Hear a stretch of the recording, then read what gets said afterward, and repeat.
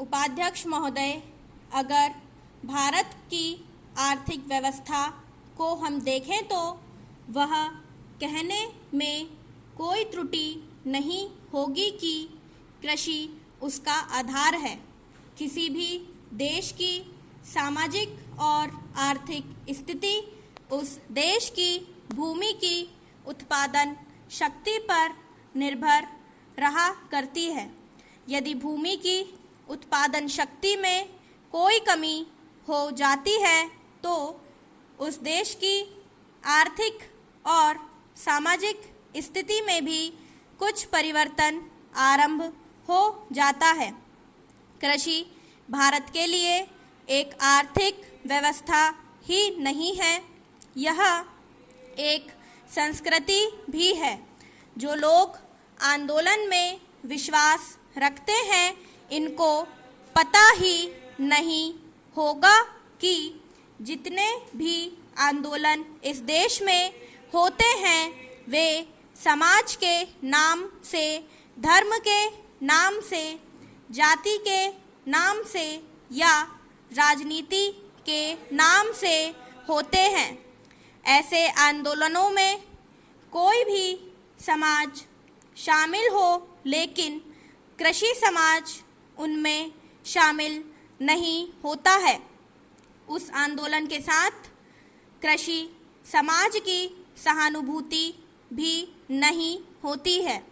इसलिए यदि सभी बातों को ध्यान में रखकर हम देखें तो इस देश के लिए आवश्यक यह होगा कि हमारी संस्कृति की रक्षा के लिए और जीवन प्रणाली की रक्षा के लिए कृषि पर विशेष ध्यान दिया जाए।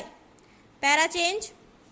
कृषि के क्षेत्र में इस वर्ष काफ़ी प्रगति हुई है।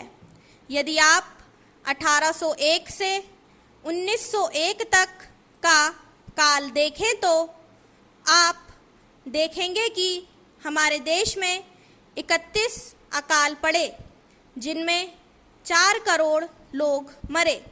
लेकिन आज हमारे खाद्य मंत्रालय ने 100 रुपये मन के भाव पर गेहूं खरीदकर एक भी आदमी को मरने नहीं दिया। इसके लिए हमारा खाद्य मंत्रालय बधाई का पात्र है। Para change. एक बात मैं विशेष रूप से इस अवसर पर कहना चाहता हूँ। आजकल हम लोग मानव शक्ति पर ज़्यादा ध्यान देकर पूंजी पर ज़्यादा निर्भर रहने की कोशिश करते हैं। आपको याद होगा, लगभग 5 दशक पहले में जापान की आर्थिक व्यवस्था बिगड़ गई थी, लेकिन वहाँ के 60 लाख काश्तकारों ने कृषि शिक्षा के बल पर इतना अनाज पैदा करके दिखलाया कि आज वे इस करोड़ आदमी का पालन पोषण कर रहे हैं।